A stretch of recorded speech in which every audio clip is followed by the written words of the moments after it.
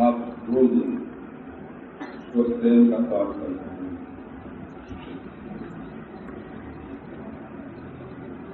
उसके अर्थ पर ध्यान देंगे। कल एक मंत्र का सुनाया था,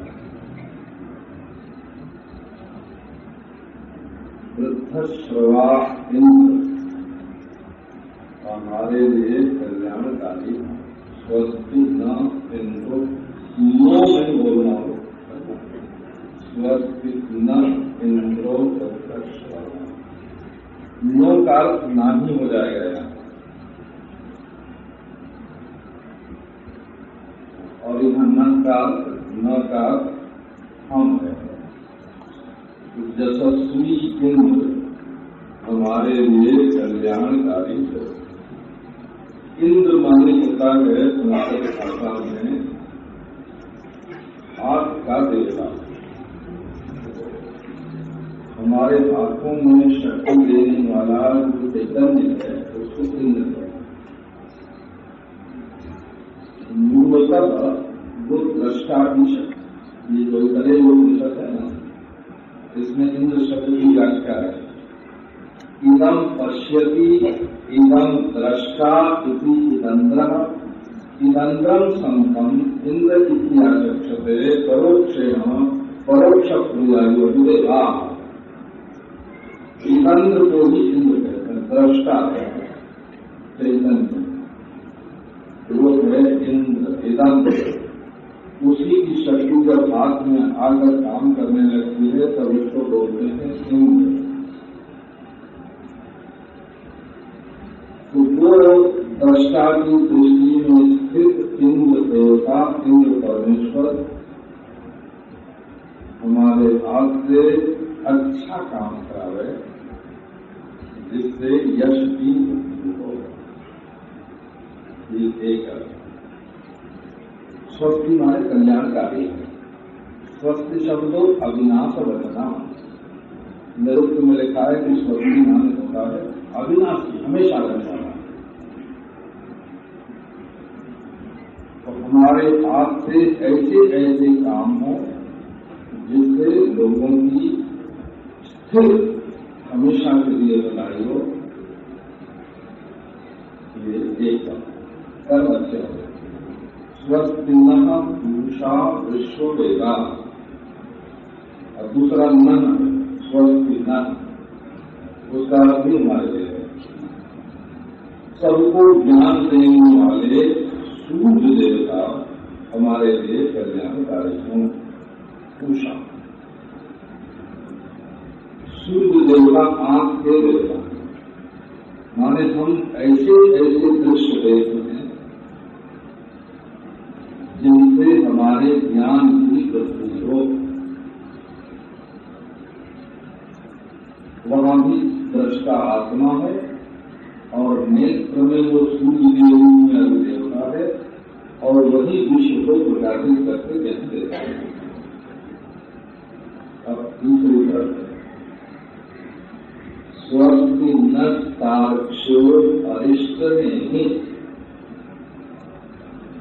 जिसके रथ का प्रयास कहीं रुकता नहीं,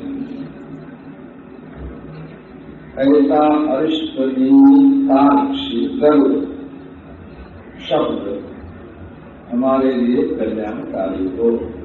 अर्थात शब्द के द्वारा आप दुनिया की कोई चीज जानना चाहें तो वो भी जान सकते हैं, जीवात्मा को जानना चाहें तो उसको भी जान सकते हैं, परमात्मा को जानना चाहें तो परमात्मा को भी जान सकते हैं, प्रत्यक्ष को, परोक्ष को, अपरोक्ष को, साक्षात अपरोक्ष को, आप जिसको भी जानना चाहें शब्द के द्वारा जान सकते हैं। इसलिए ये शब्द हमारे लिए कल्याणकारी हो, माने हम हमेशा अच्छा अच्छा सुने। अब चौथी बात, स्वस्तिनो बृहस्पतिर्दधातु, यहाँ नो हो जाए हमारे लिए। एक जगह विसर्ग का लोप हो गया है, एक जगह विसर्ग का स्वर हो गया है, और एक जगह विसर्ग है, एक जगह विसर्ग का लोप है, एक जगह विसर्ग है, एक जगह विसर्ग का स्वर है, और एक जगह विसर्ग का ओ हो गया है। विसर्ग संबंधी व्याकरण का विसर्ग संबंधी ज्ञान पूरा का पूरा इसमें आ गया। चार गति है विसर्ग की, वो रहे या उसका लोप हो जाए, या उसका स हो जाए, या उसका उकार हो जाए। चार गति है विसर्ग की, तो व्याकरण के चारों नियम एक ही मंत्र में आ गए। स्वस्तिनो बृहस्पतिर्दधातु, बृहस्पति वाणी के देवता हमारे लिए कल्याणकारी हों। अर्थात वाणी के देवता ऐसी कृपा करें हमारे ऊपर कि हमारे मुंह से अच्छे अच्छे शब्द निकले, हितकारी शब्द निकले, प्रिय शब्द निकले, सत्य हमारे मुंह से सत्य प्रकट होए, परंतु हित पर दृष्टि रखें। अहितकारी और कटु सत्य हम नहीं है। शब्द में हित हो, शब्द मित हो, ये को माने थोड़े, और शब्द प्रिय हो, और वैसा शब्द बोलना आवश्यक और जरूरत मौके पर और सत्य। हित, मित्र, सत्य, प्रिय, आवश्यक और जरूरत, 6 गुणों से युक्त शब्द हमारे मन में। 4 बात कही गई, कर्म अच्छे हो, दर्शन अच्छे हो, श्रवण अच्छे हो और भाषण। अब आप उन चारों बातों पर ध्यान रखकर अपने जीवन में व्यवहार में, लोक व्यवहार में, घर के व्यवहार में, संसार के व्यवहार में इन चारों बातों पर ध्यान रखेंगे और फिर आपके वेदांत की बात सुनेंगे।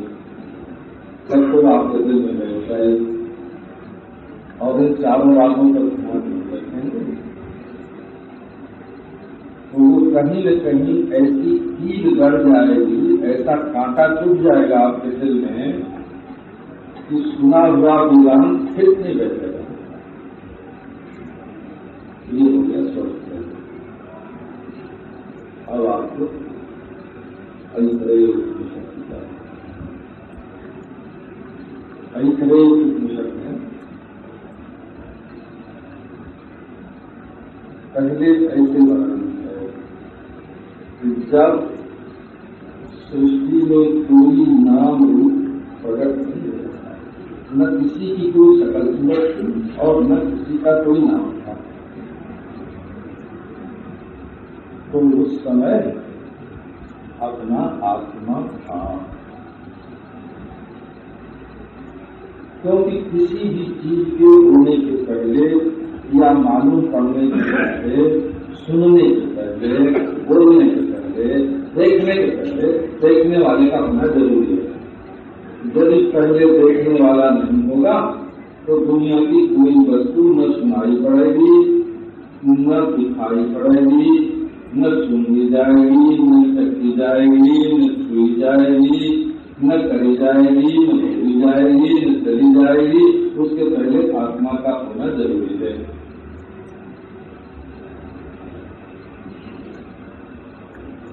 वही आत्मा अपनी दर्शन शक्ति के तीक्षण से संपूर्ण सृष्टि के रूप में प्रकट हुआ।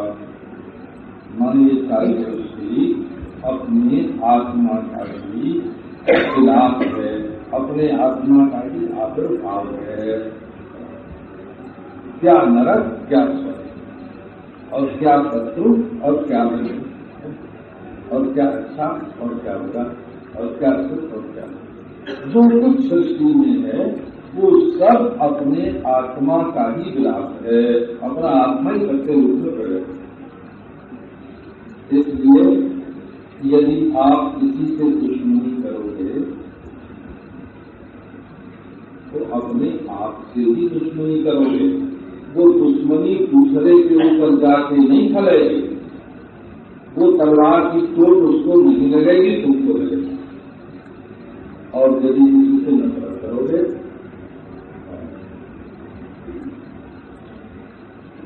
तो वो नफरत तुम्हारे साथ बैठ जाएगी। यदि किसी से दोस्ती करोगे, मोहब्बत करोगे, तो उस मोहब्बत में वो नहीं फंसेगा, तुम फंसोगे। तुमको उसके पीछे पीछे घूमना पड़ेगा, पकड़ना पड़ेगा। इसलिए राग द्वेष से मुक्त जीवन होना चाहिए। सबसे मिलो, सबसे मिलो, सबसे मिलिए, सबसे जुड़िए। उनका लीजिए नाम, हांजी हांजी करते रहिए। बैठिए अपने अपने आत्मा में। फिर ये लोक सृष्टि आत्मा से कैसे हुई ये बात बताएगी। इसको अध्यारोप बोलते हैं वेदांत से। जड़ से सृष्टि होने की शैली दूसरी है और चेतन से सृष्टि होने की शैली दूसरी है। ये जो विज्ञान साइंस होते हैं ना, उससे जड़ तत्व से सृष्टि कैसे हुई है ये बात बताई जाती है। और वेदांत आत्मा से सृष्टि कैसे होती है ये बात बताता है।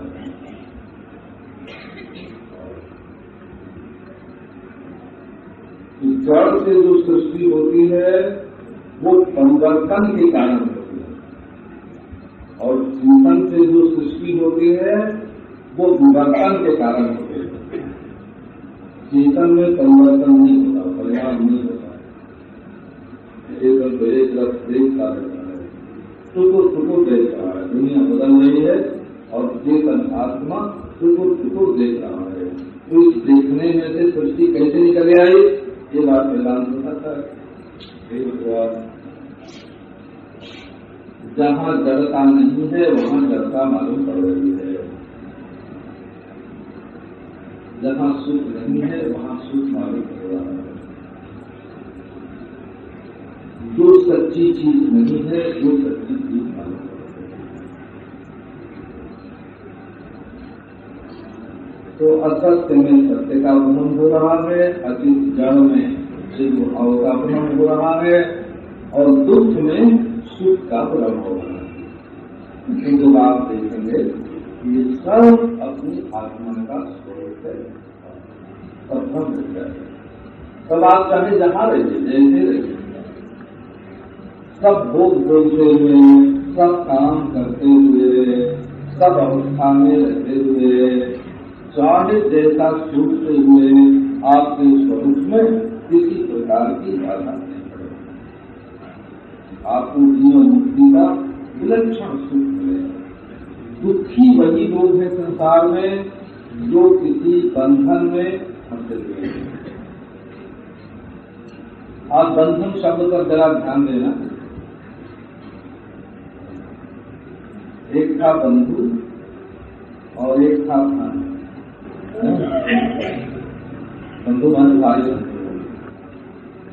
हिंदू में भाई बंद होते ही कई भाई बंधे हुए बंधु और भाई। इन दोनों शब्दों को जब छोटा करके बोला गया, जल्दी से बोला गया, और छोटा करके बोला गया, जल्दी से बोला गया। तो 2 बार थ बोलना पड़ता था ना, बंधु का धू और धन का ध, तो बंधु के धू का लोप हो गया। सब क्या हो गया? तो कुछ लोगों के प्रति बंधन होता है और कुछ संपदा के स्थिति का नाम है, और फंस गए उनको पीछे लगे, थोड़ा आने दो, थोड़ा जाने दो, थोड़ा बदलने दो। तो बच्चे का स्वभाव है कि किसी चीज के बदल जाने पर रोए, किसी के आने पर रोए, नया आदमी देखे लग जाए, पुराने आदमी को जाते देखे रोने लग जाए। तो बच्चे का स्वभाव है। दूसरी पोशाक पहले देखे तो रोने लग जाए, ये तो बच्चे का स्वभाव। तो बच्चे का स्वभाव ग्रहण मत करो कि कुछ आया तो रोने लग गए और कुछ गया तो रोने लग गए, कुछ बदल गया तो रोने लग गए। ये तो बच्चे का स्वभाव है, इसको ग्रहण मत करो। ये आत्मा का स्वभाव है। आपको सांख्य दर्शन कहता है कि ध्यान करने की तो कोई जरूरत नहीं, वैसे ध्यान साधन में बहुत सहायक है। वो कहता है कि आप हमेशा व्यवहार करते रहते काम करेंगे, लेकिन रागों को हटे ध्यान, कहीं राग द्वेष में मत करते।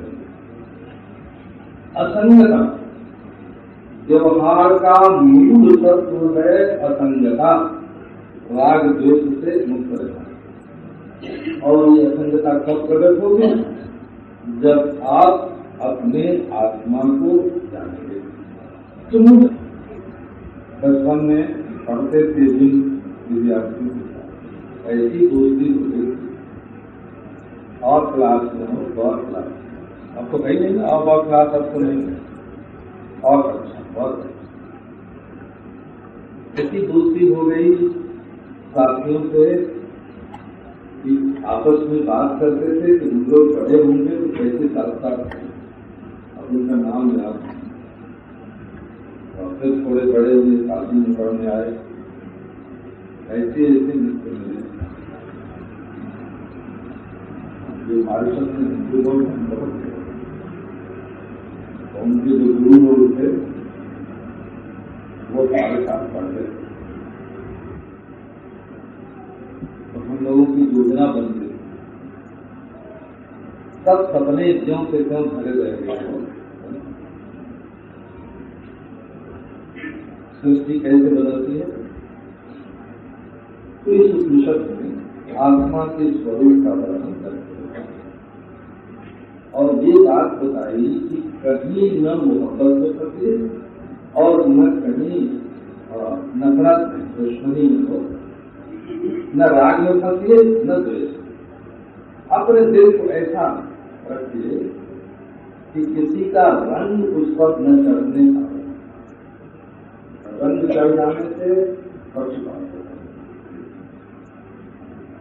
बड़े बड़े रिश्तेदार अक्सर लोग होते हैं ना, अपने भाई बनाने के लिए बहुत पक्षपात करते हैं।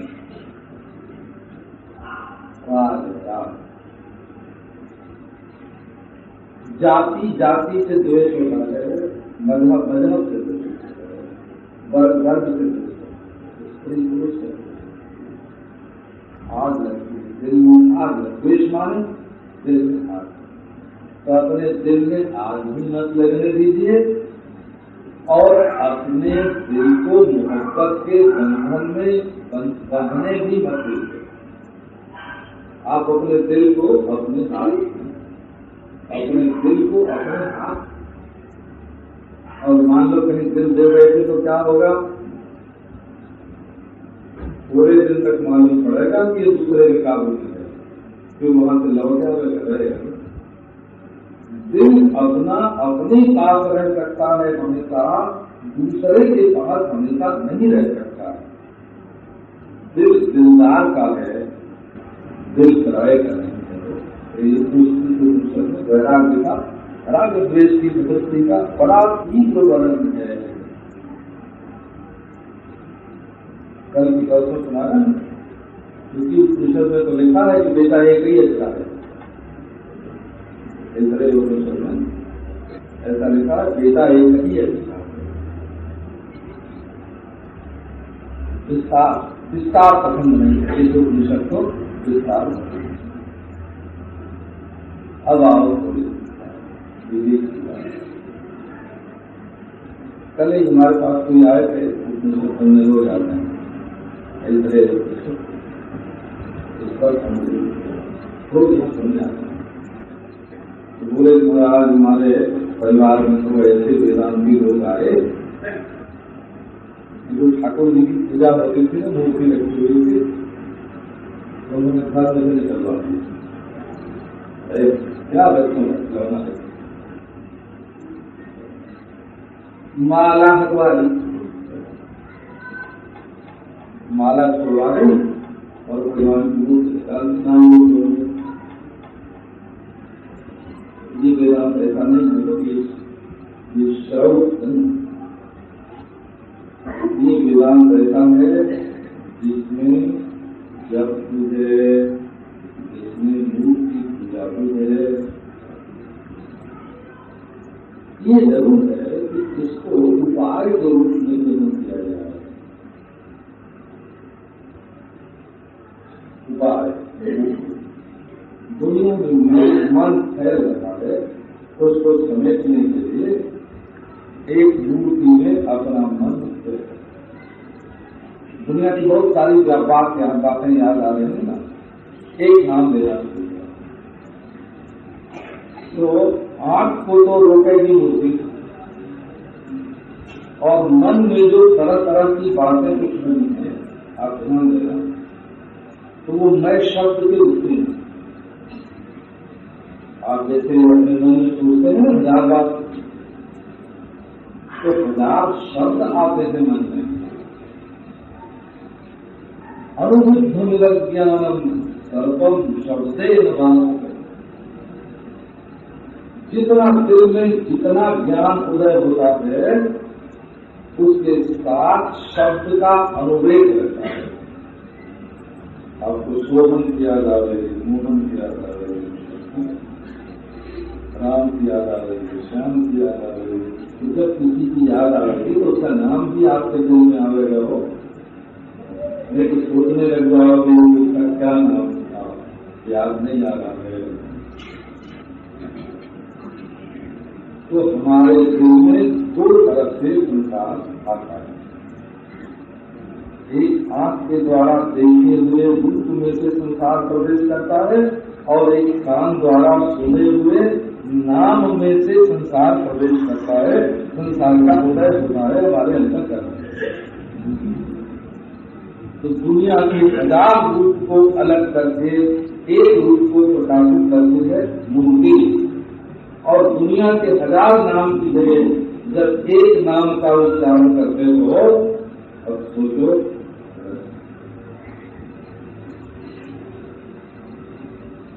जैसे आपके जीवन में जब 100 बुराई तो धर्म का काम करना शुरू करते हैं, तो 50 बुराई को धर्म उठा करके 50 अच्छाई आपके जीवन में लाते हैं। और यदि आप भगवान का नाम लेना शुरू कर दो तो 99 बुराई आपके दिल में से निकालकर एक अच्छाई भगवान की भक्ति आपके हृदय में डाल है। 50% बुराई को निकालता है धर्म, और 99% बुराई को निकाल देता है नाम जप। अब रह गया एक नाम और एक रूप। कितना आसान काम हो गया। ये नाम रूप जिसको मालूम पड़ रहा है वो आत्मा है, जो आंख से रूप देखता है वो आत्मा है, जो जीभ से नाम बोलता है वो आत्मा है, जो कान से नाम सुनता है वो आत्मा है। जिस दिल में नाम बराबर मालूम पड़ रहे हैं उस दिल को जो देखता है वो आत्मा है। देखो वेदांत का ज्ञान कितना सुलभ हो गया। तो आप हमारी प्रार्थना पर, हमारे निवेदन पर है ना, जिस युक्ति से, जिस उपाय से ज्ञान की वृद्धि होती है उस युक्ति को, उस उपाय को आप छोड़ मत, उसको अपना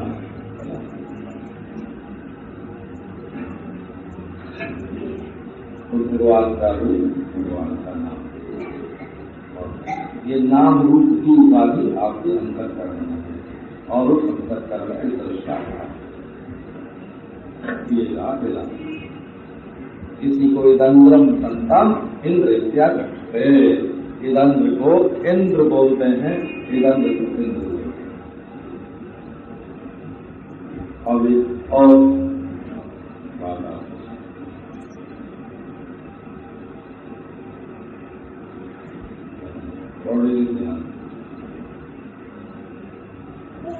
परमात्मा को कहते हैं सच्चिदानंद, सच्चित आनंद, ऊपर से आता है सच्चिदानंद। और हम जब उसके सच्चिदानंद को जाते हैं तो आनंद चित असत,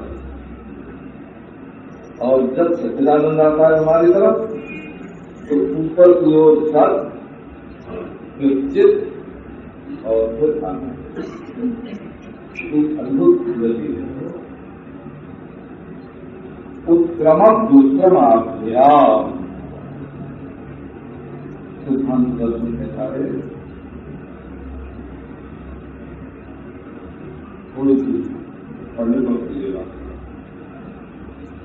ये ब्रह्मसूत्र जो है ब्रह्मसूत्र, ये भी व्यास की रचना है और वेदांत दर्शन, और एक सिद्धांत दर्शन है वो भी व्यास की रचना।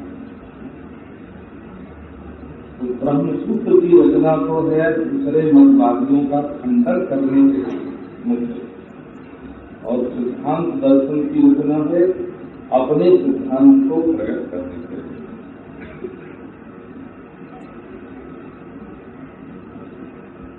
आप पहले सुनिए, फिर गुरु और फिर अनुभव कीजिए। सुनिए, समझिए और अनुभव कीजिए। श्रुत के अंतरिक्षों को करते हुए श्रवण कीजिए, उत्पादन कीजिए और अंतरिक्ष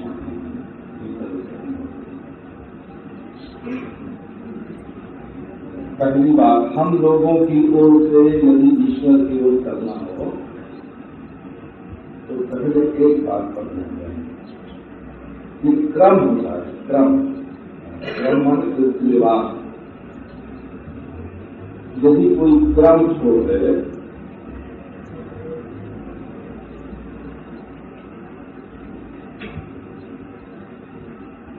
तो उसका रास्ता टेढ़ा मेढ़ा हो जाता है। किसी को नदी मानवाड़ी जाना हो, यहाँ से जो अच्छे मुस्लिम के साथ होते और कहीं वो चौपाटी चला जाए तो रास्ता हो जाता है। तो प्रत्येक मार्ग में एक क्रम, क्रम माने एक के बाद एक, एक के बाद एक, एक के बाद एक सिलसिला होता है। इस क्रम को स्वीकार करने पर ही धर्म का रहस्य खुलता है। तो आप पहली बात देखो, सर्वमान, आपको वेदांत की बात नहीं, वेदांत किसी जात के लिए नहीं होता, किसी जगह किसी आश्रम,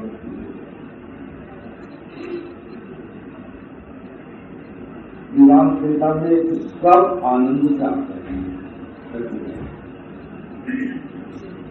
इनका मतलब चाहे हिंदुस्तानी हो, चाहे पाकिस्तानी हो, चाहे एशियाई हो, चाहे अफ्रीकन हो,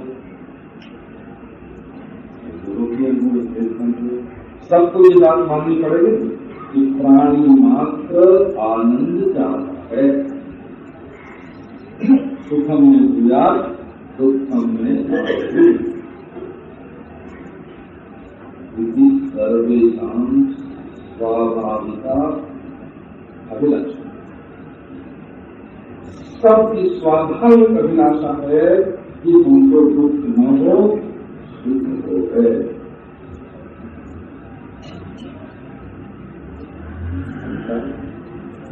अब सुख की किस्म प्रकार, संस्कृत में प्रकार होते हैं, प्रकार भेद, किस्म किस्म के सुख।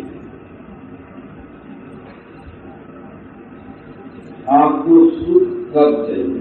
देखना इसका जवाब है हमेशा। आपको सुख कहाँ चाहिए? तो आपको सुख किससे चाहिए? सबसे कितनी मेहनत का सुख चाहिए? बिना मेहनत का, बिना परिश्रम का सुख क्या? और भूला हुआ सुख चाहिए कि जागता हुआ सुख चाहिए? हो मालूम पड़ता हुआ सुख चाहिए ना। और वहां तो ऐसा सुख आपको कम मिलेगा जो यही होगा, तो सब देर होगा, जो यही होगा। यहाँ नहीं है तो कहीं नहीं है, अभी होना चाहिए। अभी हो, यही हो, यही हो है? और मिला मिलाया अपना आत्मा और ज्ञान स्वरूप। तो सुख की प्राप्ति जब होगी, आपको जैसा सुख आप चाहते हैं, सब समय मिले, सब जगह मिले, सबसे मिले, बिना परिश्रम के मिले और मालूम पड़ता हुआ मिले, ऐसा सुख आपको कहाँ मिलेगा? तो जब इस आत्मानंद की इच्छा मनुष्य के मन में जरूरत होती है,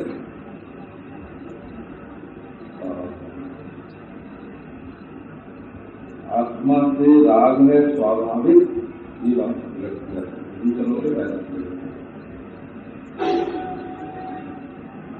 परमेश्वर कहाँ है?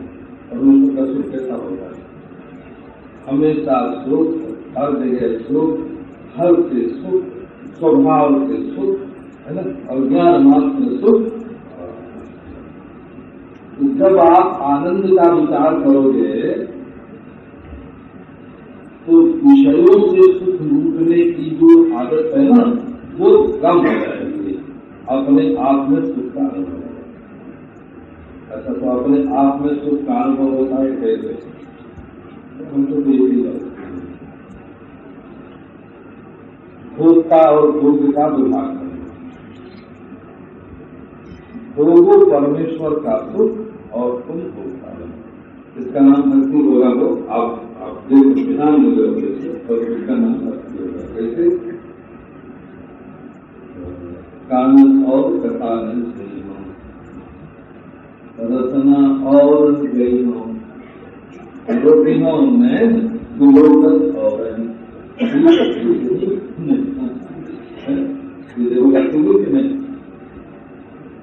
तुम भोगता हो और भोग के रूप में ईश्वर का श्रवण कथा, मुख नाम, हृदय हर होता है, सिर प्रणाम, सेवा कर अंतर, नैनन निरख, कृपा समुद्र हर, अगजल रूप रूप सीता। यह ज्ञान वैराग्य भगत है। यह ज्ञान वैराग्य भगत है। कान से कथा का श्रवण, मुख से भगवान का नाम, हृदय में हरि के रूप का ध्यान, सिर से प्रणाम, हाथ से सेवा और आंख से सर्वत्र सबने भगवान है। नैन का समुद्र है, अगजल रूप, ये ज्ञान है, ये वैराग्य है। तो उसमें हुआ क्या? तुम मूल होगा आत्मा में भोग की उत्पादन और भोग क्या हुआ, भोग बदल गया। पहले तुम मिठाई का भोग करते थे, अब प्रसाद का भोग करो। पहले संसार देखते थे, अब भगवान को देखते। हमको श्री विजय बाबा जी महाराज ने एक दिन बताया, कैसे बताया कि मैं तो हिंदी में कथा करता था, नीचे बैठ के सुनते थे। विजय बाबा जी महाराज, हरी बाबा जी, आनंद महिमा सब नीचे बैठते थे और हमको बैठाते थे जैसे व्यक्ति की कोई कोई। तो मैंने कथा में एक दिन कहा कि भगवान का पूर्व हो जाना चाहिए, आत्मनिवेदन, आत्मसमर्पण, शरणागति। हम अपने आप को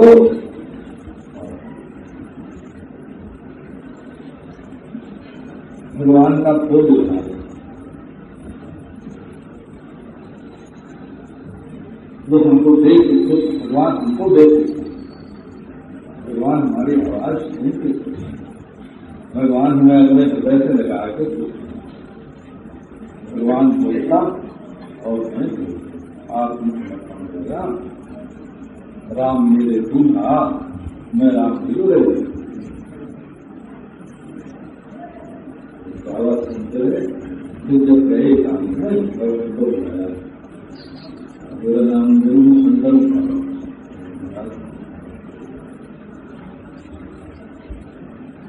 भगवान का भोग होना मुश्किल नहीं है,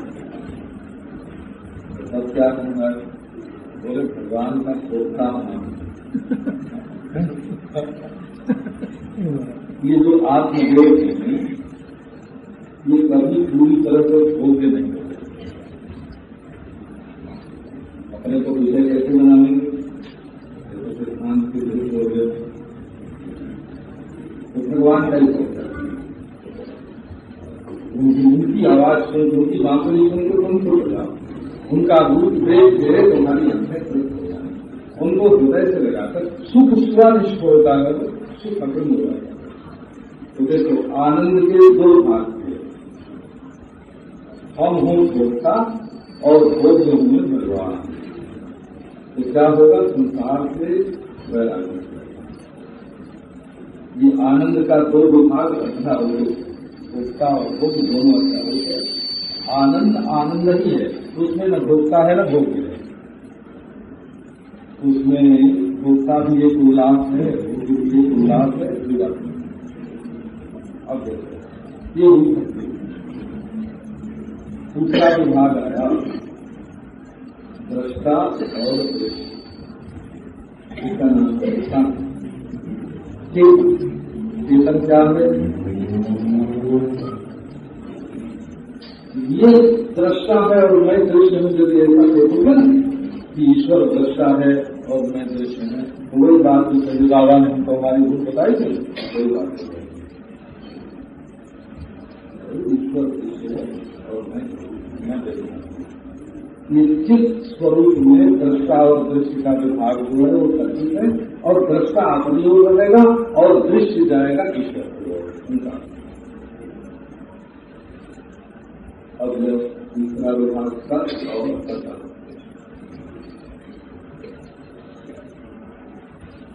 ज्ञान में क्या होगा कि पहले तो स्वयं भोक्ता होने से और भगवान का भोग करने से, माने भक्ति करने से संसार के प्रति वैराग्य होगा और अपने अंतर्यामी ईश्वर के प्रति, दृष्टा के प्रति आकर्षण होगा, अंतर्मुखता आवेगी, अंतर्मुखता आवेगी। और दूसरे विभाग में दृष्टा और दृश्य बना करके स्वयं दृष्टा के रूप में स्थित हो जाओगे। और तीसरे विभाग में क्या होगा, आत्मा सत्य हो जाएगा और जो दृश्य था तो प्रकट हो जाएगा।